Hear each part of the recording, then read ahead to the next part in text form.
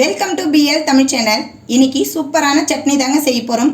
இட்லி, தோசை, சப்பாத்தி எல்லா வகையான தோசைக்குமே இந்த சட்னி சூப்பராக இருக்குங்க. வாங்க இப்போ அது எப்படி செய்யலான்னு பார்க்கலாம். இந்த சட்னி செய்யறதுக்கு அடுப்பு மேலே ஒரு கடாய் வச்சுக்கிட்டு 2 ஸ்பூன் எண்ணெய் சேர்த்துக்கலாம். 1/2 ஸ்பூன் கடுகு போட்டுக்கலாம். 1 ஸ்பூன் உளுத்தம்பருப்பு,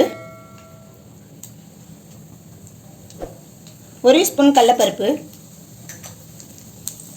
கொஞ்சம் இது கலர் வர்ற வரை நல்லா வறுத்து விடலாம்.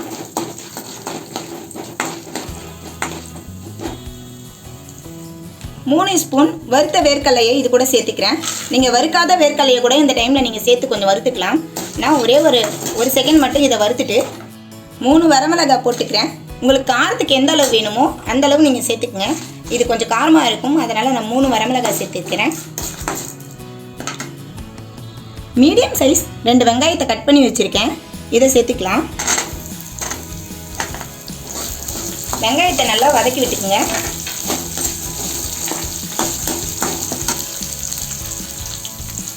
வெங்காயம் 1 நிமிஷம் நல்லா வதக்கி விடணும். கொஞ்சம் கறிவேப்பிலை இது கூட சேர்த்துக்கலாம். ஒரு பெரிய தக்காளியை இது போல் கட் பண்ணி வச்சுருக்கேன். உங்கள்கிட்ட சின்ன தக்காளியாக இருந்தால் நீங்கள் 2 சேர்த்துக்குங்க. தக்காளி கொஞ்சம் நல்லா வதங்கி வரணும். இந்த சட்னிக்கு தேவையான உப்பு போட்டுக்கலாம்.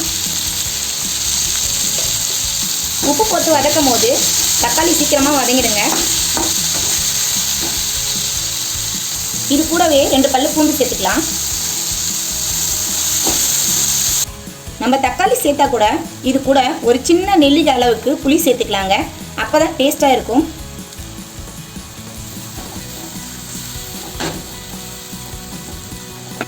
லாஸ்ட்டாக இது கூட கொஞ்சம் கொத்தமல்லி தழையை போட்டுட்டு அடுப்பு ஆஃப் பண்ணிக்கலாம்.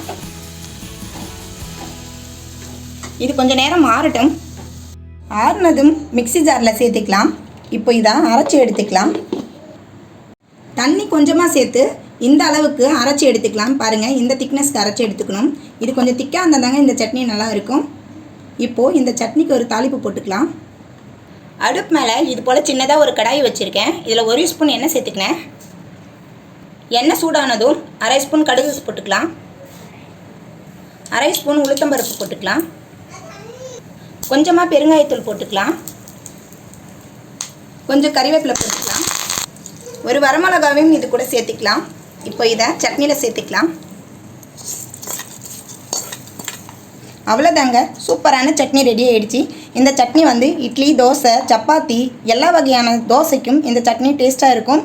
நீங்களும் இது போல் ட்ரை பண்ணி பாருங்கள். ட்ரை பண்ணி பார்த்துட்டு உங்களுக்கு எப்படி வந்ததுன்னு சொல்லிவிட்டு எனக்கு கமெண்ட் பண்ணுங்கள். உங்களுக்கு இந்த வீடியோ பிடிச்சிருந்தா லைக் பண்ணுங்கள், ஷேர் பண்ணுங்கள், சப்ஸ்கிரைப் பண்ணுங்கள். Thanks for watching. Bye.